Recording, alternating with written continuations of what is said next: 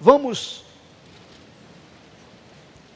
então, meditar no espinho da carne de Paulo. Abra sua Bíblia aí, 2 Coríntios, capítulo 12. 2 Coríntios 12. E versículo 7, diz assim: E, para que não me ensoberbecesse com a grandeza das revelações, foi-me posto um espinho na carne, mensageiro de Satanás, para me esbofetear, a fim de que não me exalte. Por causa disto, 3 vezes pedi ao Senhor que o afastasse de mim. Então ele me disse: a minha graça te basta, porque o poder se aperfeiçoa na fraqueza. De boa vontade, pois, mais me gloriarei nas fraquezas, para que sobre mim repouse o poder de Cristo. Pelo que sinto prazer nas fraquezas, nas injúrias, nas necessidades, nas perseguições, nas angústias, por amor de Cristo, porque quando sou fraco, então é que sou forte. Você verifica que quem está falando aqui é o apóstolo Paulo. Quem era o apóstolo Paulo? O apóstolo Paulo era um perseguidor da igreja do Senhor Jesus. Implacável, zeloso da sua fé judaica. Ele tem um encontro com Jesus. Jesus se revela para ele. Então, de perseguidor, ele torna-se perseguido. E a partir daí, ele começa o seu ministério, o seu trabalho de resgate daqueles que ele tinha perseguido. E por que que ele foi o escolhido? Por que que Paulo foi escolhido? Por que que Paulo foi o que mais recebeu revelações dentro da igreja, no sentido de orientar os cristãos? Por que que Deus não tinham 12 apóstolos? Não eram 12 os apóstolos? Judas saiu fora, mas o Matias o substituiu. Agora, ele tinha 12 apóstolos. Por que que Deus não usou os seus apóstolos? Essa é a pergunta. Por que que ele não usou Pedro, Paulo, ou Pedro, João e os demais apóstolos? Por que que ele teve que chamar o apóstolo Paulo, um agressor da igreja? Por que que ele teve que levantar uma outra pessoa que não fosse como os primeiros apóstolos? Por quê? Por quê? Eu quero que você saiba isso, para você abrir o seu entendimento, para você abrir a sua cabeça, para você compreender o Espírito de Deus. Deus usou Pedro, Pedro escreveu as suas epístolas. Deus usou João, João escreveu as suas epístolas, inclusive a maior, a mais, digamos assim, reveladora, como o Apocalipse. Mas, para chegar aos incrédulos, ou gentios, ou aqueles que não eram judeus, para chegar aos gentios, gentio era ou eram pessoas que não eram judias, que não professavam a fé judia.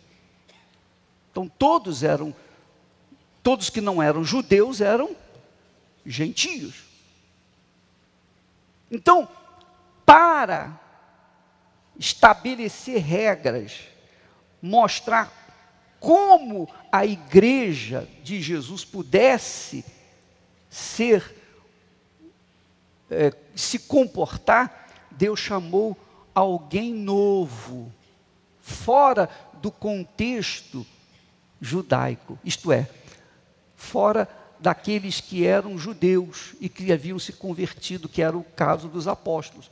Os apóstolos eram judeus, todos eles eram judeus. Jesus chamou os primeiros apóstolos dentre o quê? Os judeus. Pedro era judeu, os irmãos eram judeus, enfim, todos eram judeus.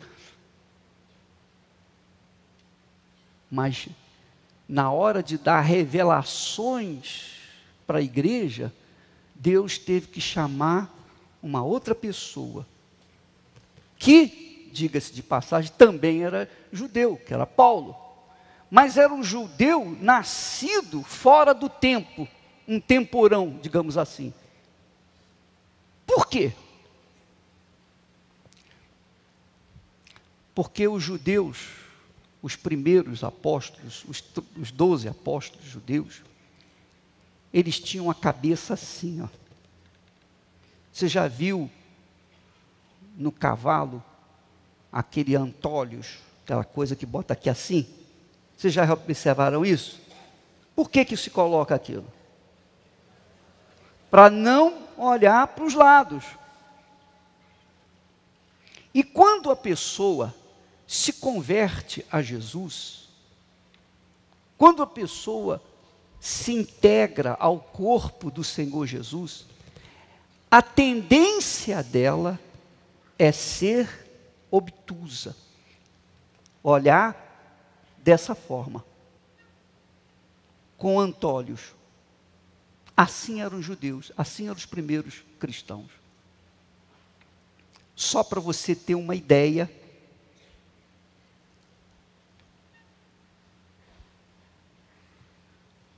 Pedro e Paulo inicialmente não se bicavam, não se entendiam.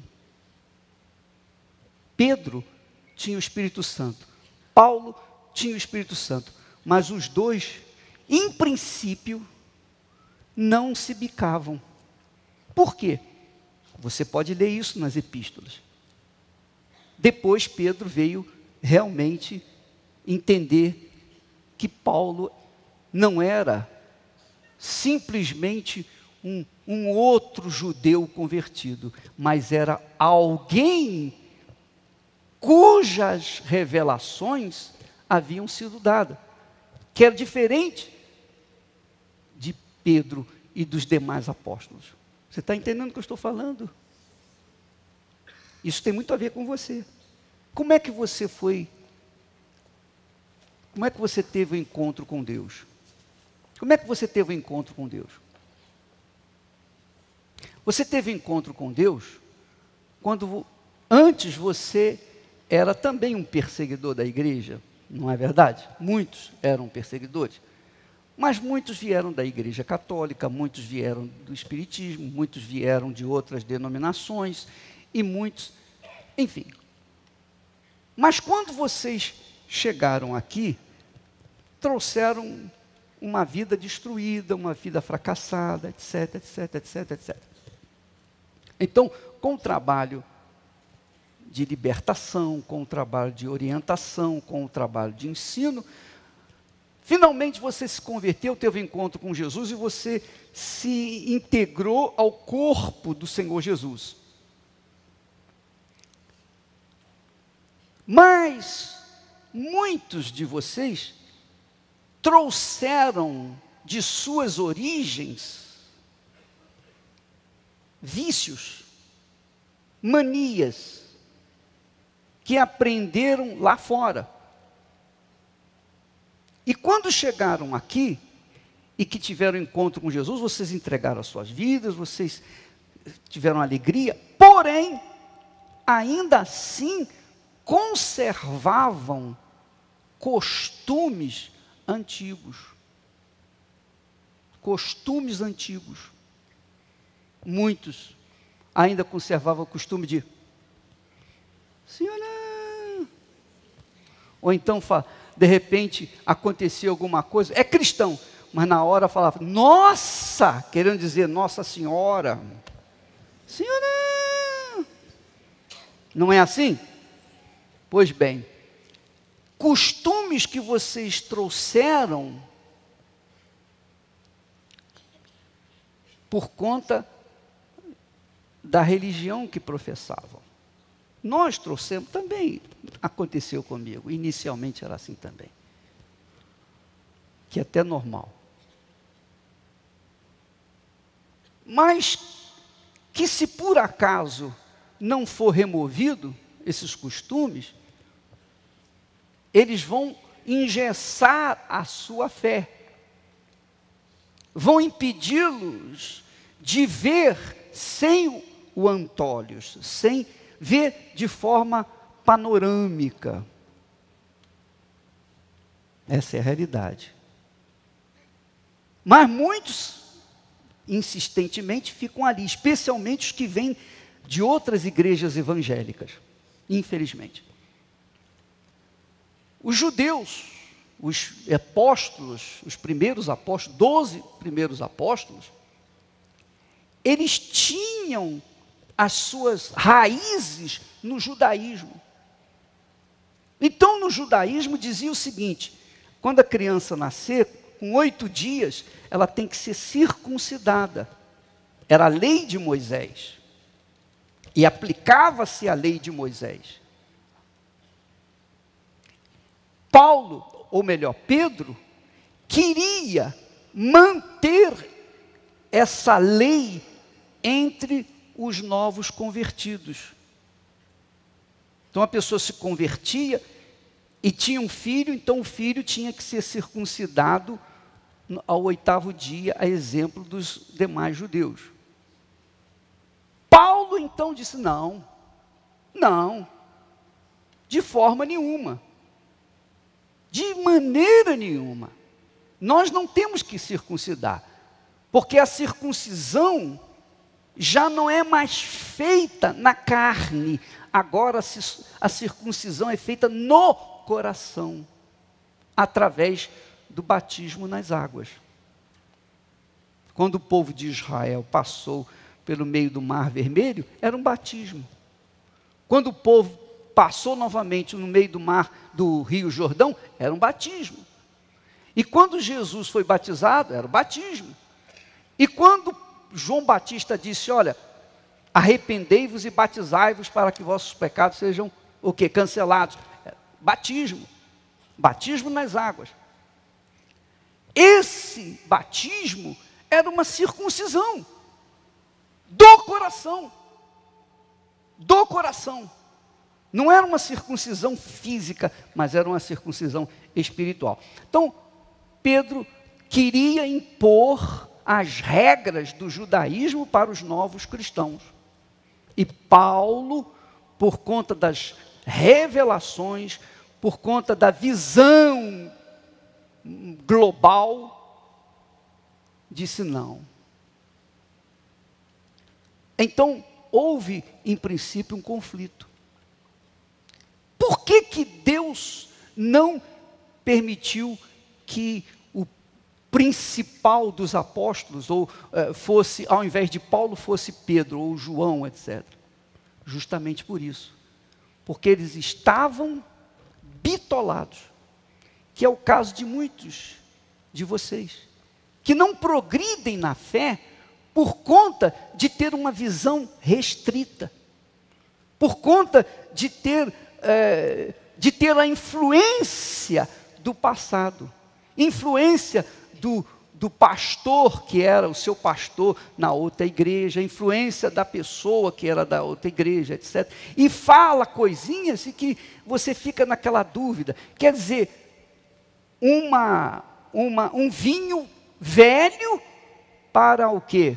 Um odre novo, um odre novo, que não dá certo. Não dá certo. Paulo então recebe revelações gloriosas para abrir a mente das pessoas, fazê-las livres da religiosidade, porque os judeus, os apóstolos judeus, eles tinham o ranço religioso, o ranço tradicional, e se a gente carrega o ranço da tradição, com certeza esse ranço vai engessar a nossa fé e nós não vamos chegar a lugar nenhum. Nós não vamos conquistar.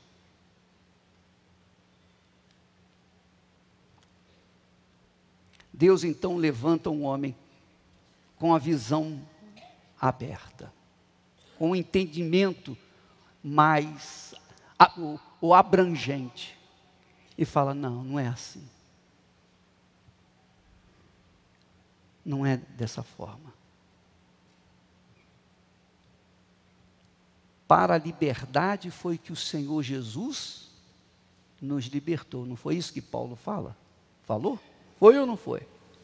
Para a liberdade. Não para a religiosidade. Não para o tradicionalismo.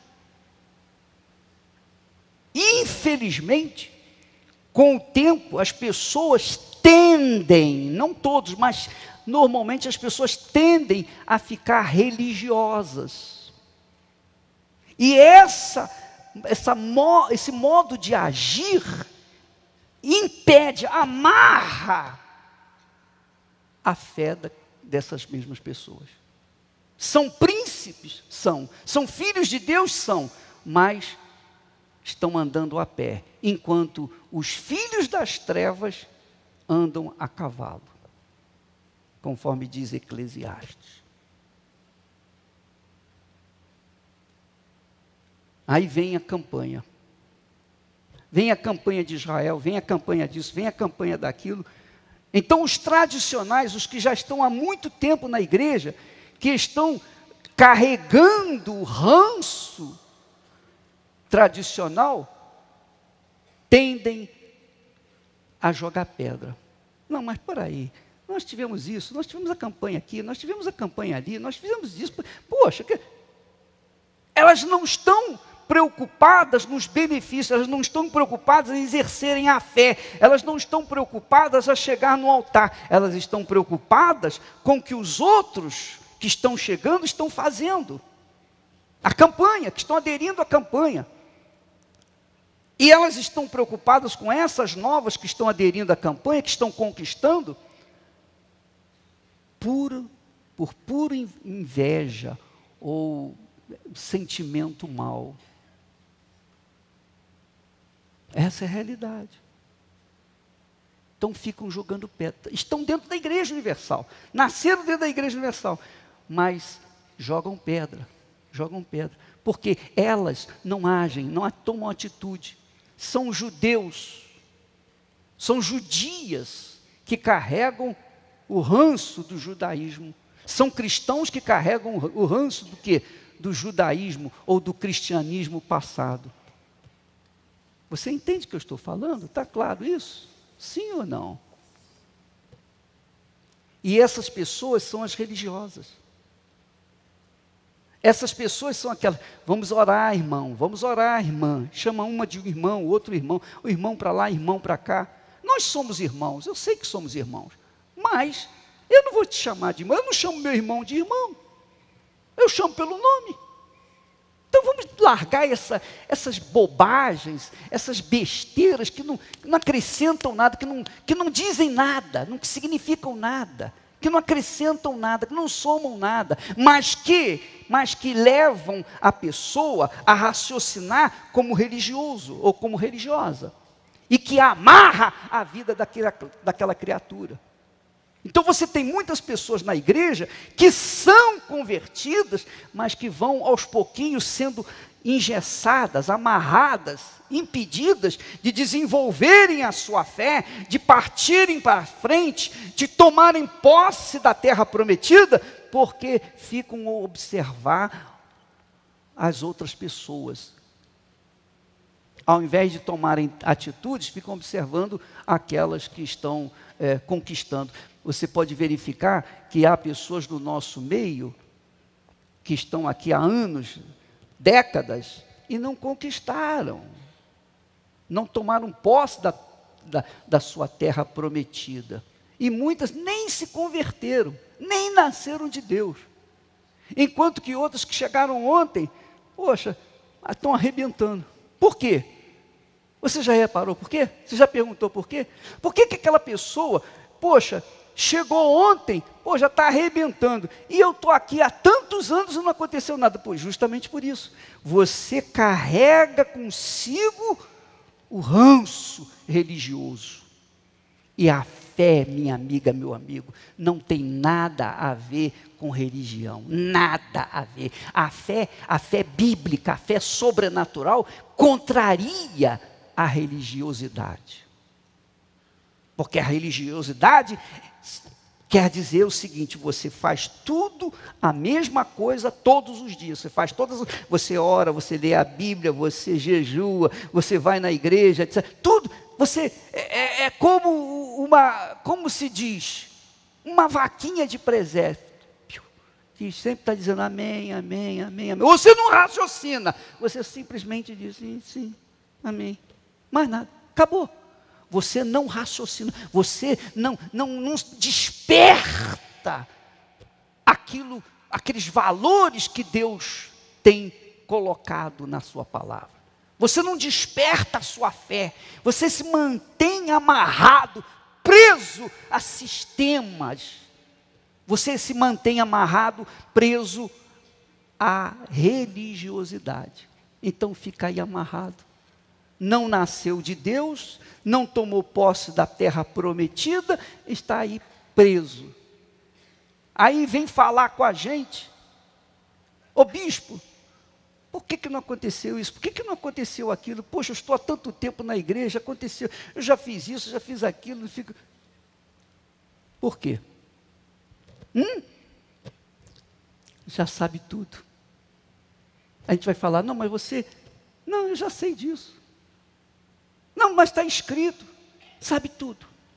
Enquanto que os outros novatos, noviços, estão chegando, não sabem de nada. A gente fala assim: ó, faz isso, vai arrebentar. Amém. Eles se lançam de corpo, alma e espírito e arrebentam. Por quê? Porque ouviram a palavra dos profetas. Já os antigos não. Conservam dentro de si os anos que estão dentro da igreja. Ah, mas eu estou na igreja há 15, 20 anos. E daí? Você pode estar na igreja há um século, o que vai adiantar? O que conta, minha amiga, meu amigo, para Deus, não é o nosso tempo de convertido. Porque se contasse tempo de convertido, então eu iria ficar sentado só olhando, observando o trabalho. Porque, bom, agora eu já estou com 68, estou quase 70 anos de idade, já vou considerar 70 de uma vez? Logo de uma vez. Então, vou considerar uns 70. Bom, eu já tenho 50 anos de convertido, então agora eu só vou ficar olhando a banda passar. Se eu fizer isso, eu estou perdido.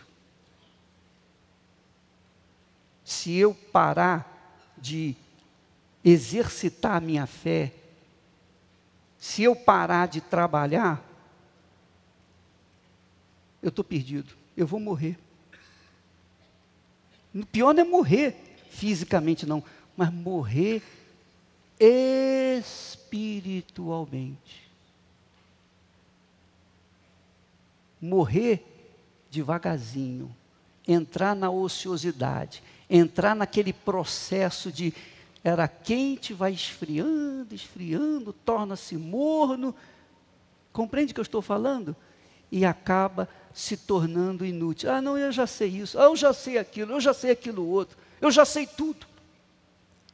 Então a tendência é a morte espiritual, que é o que acontece com muitos que estão me ouvindo nesse momento. Estão mornos, outros estão frios, porque seguiram o ritmo da procissão, entraram na procissão, estão andando, seguindo a procissão. Eu acredito em Jesus, eu creio. Não, tudo posso naquele que me fortalece. Sabe tudo. O Senhor é meu pastor, nada me faltará. Isso está na boca, da ponta da língua. Mas a vida é uma miséria. Está faltando isso, está faltando saúde, está faltando dinheiro, está faltando vida, está faltando força, está faltando fé, está faltando tudo. Por quê? Porque foi engessado pelo sistema religioso. E é isso que o diabo mais quer. O diabo não pode tocar naqueles que são de Deus, mas ele sugere uma coisinha aqui, sugere uma coisinha aqui e vai cercando a pessoa. Você sabe, vou dizer para você uma coisa, se você pegar um fio de linha de costurar, e der a volta no elefante com ele não vai nem dar 2 voltas, dar 3 voltas, 4 voltas, não vai sentir nada. Mas vai chegar o momento que ele não vai se mover, não é assim? É ou não é? Faça isso consigo, você vai experimentar. Você vai ficar imóvel, com um fio de linha. E é assim que o diabo trabalha. Ele trabalha com filosofias, ele trabalha com ideias, obviamente do inferno. Ele trabalha com palavras, e que as pessoas, sem querer, acabam aderindo e, infelizmente, sendo amarradas. Você que está assim, minha amiga, meu amigo, está assim, nessa situação de mornidão, sem revelação, sem fogo, sem forças, querendo saber mais, querendo informações, estudando a Bíblia, conhecendo as Escrituras, conhecendo os oráculos de Deus, conhecendo tudo,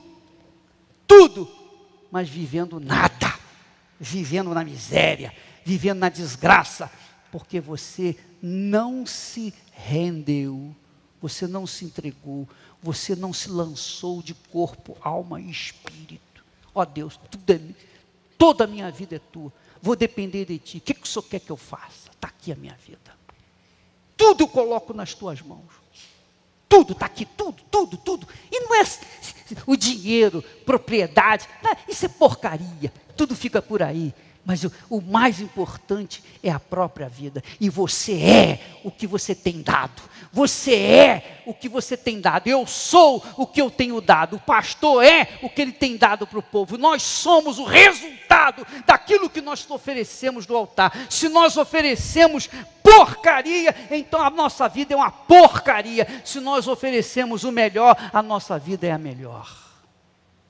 Essa é a realidade. Toma lá, dá cá. Jesus disse, dai e ser-vos-á dado. Boa medida, recalcada, sacudida, transbordante, porque da mesma maneira como medis, sereis medido. Da mesma maneira como dais, sereis dado. Amém? Recebereis. Amém? É assim que funciona. Eu quero orar para você. Mas eu quero orar para Deus abrir os seus olhos. Eu vou orar para Deus abrir os seus olhos, aqui e agora. Mas a sua vida depende de você, de atitude que você tomar. Não depende de você ficar só, ora, você ora, jejua, você vem na igreja, lê a Bíblia, mas não toma atitude. Você toma uma atitude errada lá fora. O seu comportamento lá fora não condiz com aquilo que você faz dentro da igreja. Essa é a realidade. Então, a sua vida é insossa. Sua vida é insossa, ruim, má, de má qualidade. E por isso, quando se lança uma campanha de fé, você, outra vez, vai tomar banho, não precisa participar não, nem deve participar. Você vai até atrasar o trabalho. Faça isso, não dá nada não participe não. Mas também não seja um espinho na carne da pessoa que quer avançar. Se você não quer entrar, abra o caminho para os outros entrarem. Deixe os outros passarem. Você é assim, minha amiga, meu amigo? Você está sentindo na pele agora desespero? O Espírito Santo falou com você agora? De tudo que foi falado, teve uma palavra que tocou em você. Teve uma palavra que está incomodando você agora. Agora mesmo.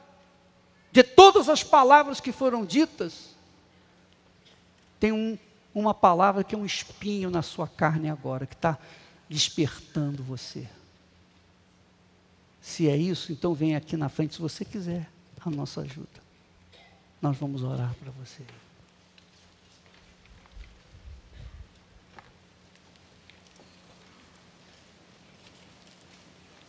Você entende o que eu quero dizer a respeito da revolta? Se a sua revolta é latente, a sua fé vai conquistar. Se a sua revolta é frouxa, está fria, então a sua fé está fria também. Isso comigo também é a mesma coisa. Se as coisas estão bem, não tem problema. Poxa, o mar está tranquilo e tal, o barquinho vai navegando na paz, na brisa. Não tem conquista. A conquista, minha amiga, meu amigo, só se realiza na fé, na revolta da fé. Você tem uma fé num Deus vivo, num Deus grande, mas você não vê a materialização dessa fé, desse Deus, das promessas dele na sua vida. Você, por exemplo, diz assim: Deus é o meu Senhor. Mas aí vem a pergunta: como é que está a sua vida? A minha vida está mal. Aí eu pergunto: Deus é Senhor do mal? Sua vida financeiramente está péssima. Como é que Deus pode ser Senhor de uma vida péssima? Pode? Pode ou não pode? Então, esses questionamentos é que tem que estar dentro de você. Pô, se eu sou filho de Deus, como é que eu posso andar a pé? Como diz o texto lá. Não é o que diz o texto? Olha lá, Eclesiastes, está escrito lá. É muito forte isso aqui. Ele diz assim, o texto diz assim: tenho visto servos, quer dizer, referindo-os aos servos do diabo, tenho visto servos do inferno, montados a cavalo, e príncipes, quer dizer, filhos de Deus, andando a pé como servos. Quer dizer, presta atenção, eu espero que você esteja sendo alimentado com uma revolta. É isso que eu estou passando para você, revolta.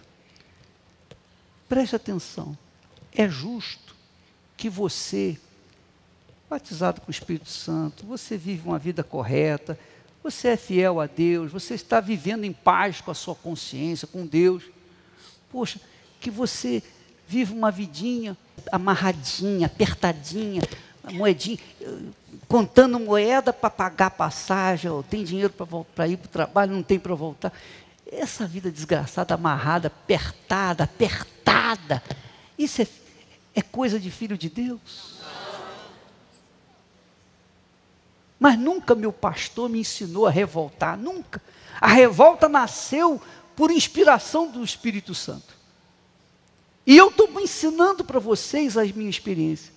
Se você não se revoltar, mas não é revoltar aqui agora, ó Deus, e bate o pé. Isso não é revolta. Revolta é você reclamar, é você lamentar: ó Deus, eu não aceito essa situação. Você lutar com Deus, como Jacó. Jacó lutou com Deus. Jacó dispôs de tudo, mandou tudo ir à frente e ficou sozinho para lutar com Deus. E essa é a fé. Quando você se revolta contra a sua situação, você está mostrando a fé que agrada a Deus. Essa é a fé que agrada a Deus. A fé que você tem raiva, que você manifesta a ira. Não a fé que você, graças a Deus, não, eu creio, está amarrado. Não, isso não funciona. O que funciona é aquela fé agressiva, arrojada, que você se lança de corpo, alma e espírito. Oh, Deus é comigo ou não é comigo? Se Ele é comigo, o que eu quero ver agora? E você se lança de corpo, alma e espírito. Amém, pessoal? Amém. Isso ativa, aquece a sua fé. Faz com que você tome posse daquilo que não tem conseguido através de orações. Você vem na igreja, ora, ó Deus, me dá isso, ó Senhor, tem compaixão de mim. Não vai acontecer, não tem acontecido. Na realidade, não tem acontecido nada. É ou não é? Mas Jesus disse assim: pedi, se vós estiverdes em mim, as minhas palavras estiverem em vós, pedireis o que quiserdes, vos será feito. Mas eu estou pedindo, não aconteceu nada, o que houve? Compreendeu o que eu estou falando? Então, não é que a palavra dele esteja errada, mas eu me lembro que uma vez eu cheguei, eu orei a Deus, falei: ó Senhor, tu disseste isso aqui, está aqui escrito, e o Senhor prometeu, então eu quero, mesmo que não seja da tua vontade, eu quero, bati o pé, eu quero. Aí eu conquistei, mas depois, passado um tempo, meses, eu falei: ó Deus, tem misericórdia de mim, agora eu quero o contrário, tira. Eu tinha que pedir de acordo com a vontade dele. Então, meu caro, mas eu bati pé e pedi, clamei, eu revoltei: ó Deus, eu quero. Era a minha vontade. Mas você ter uma vida digna, uma vida de qualidade, poxa, isso é um direito seu. Eu não concordo com isso aqui. Eu não concordo. Como pode os filhos do diabo, os filhos das trevas, montados a cavalo, e os filhos de Deus, os príncipes, andando a pé? E eu falo isso porque uma das obreiras, deve estar me assistindo agora, ela chegou para mim e falou: seu bispo, eu fui, perguntei para ela: você foi na Bahia em janeiro? Eu fui, nós estávamos conversando, ela estava me fazendo um favor, e ela disse para mim: eu viajei, vem cá, como é que você foi? Eu fui de ônibus. De ônibus? Quanto tempo leva? Não, levei 2 dias e 1 noite de ônibus. Falei: mas 2 dias e 1 noite? Como é que você teve coragem, minha filha? Bispo. E de avião, quanto que era o passagem? De ônibus 240. E de avião 700. Só para ir. Quer dizer, eu gastei 500 para ir e voltar de ônibus. Eu gastaria 1.400 de avião. E 2 horas eu iria. Eu fiquei assim: poxa, meu Deus do céu, isso não existe. Aquilo me tocou. Mas me tocou, mas no profundo do meu ser. Porque, poxa, ela sozinha, correndo risco por essas estradas perigosíssimas. É um risco enorme essas estradas do nosso país. Eu fiquei profundamente penalizado. Mas ela já voltou, graças a Deus está aí e tal. Mas eu fiquei chateado. Falei: não tem R$ 1.400 para pagar. Então, falei: não, você, como obreira, cheia do Espírito Santo, a menina de Deus, é fiel, é legal, é trabalhadora, mas eu fiquei revoltado por ela. E eu me fico revoltado pela sua situação também. Honestamente. Porque não é possível, eu não aceito, eu não admito que eu senta à mesa e coma do melhor, enquanto o povo senta à mesa, aliás, nem mesa tem para comer, para sentar, para comer. Eu não aceito isso. Eu cobro a Deus, todo dia eu tenho cobrado a Deus por você. Todo santo dia, pela manhã, à tarde e à noite, todo santo dia. Se você me pede oração, se você não pede, eu estou orando por você. Estou orando, eu estou insistindo: ó Deus, eu quero, não é justo. Então eu já trago a revolta dentro de mim. Mas eu quero que você se revolte também. Você tem que cooperar comigo, você tem que se unir comigo, você tem que concordar comigo e juntos nós possamos apresentar a Deus a revolta. Amém, pessoal? É isso que eu quero que você faça. Pega o seu gafanhoto. Qual é o gafanhoto que você tem na sua vida? Eu não sei qual é o seu gafanhoto. Se é 1, se é 2, se é 3, são 4 gafanhotos. Bota no envelope, põe aquela oferta que você nunca colocou na sua vida. Aquilo que, meu Deus, é tudo ou nada. Ou vai ou racha, ou vida ou morte. Faça isso. E vamos para o tudo ou nada. Amém, pessoal?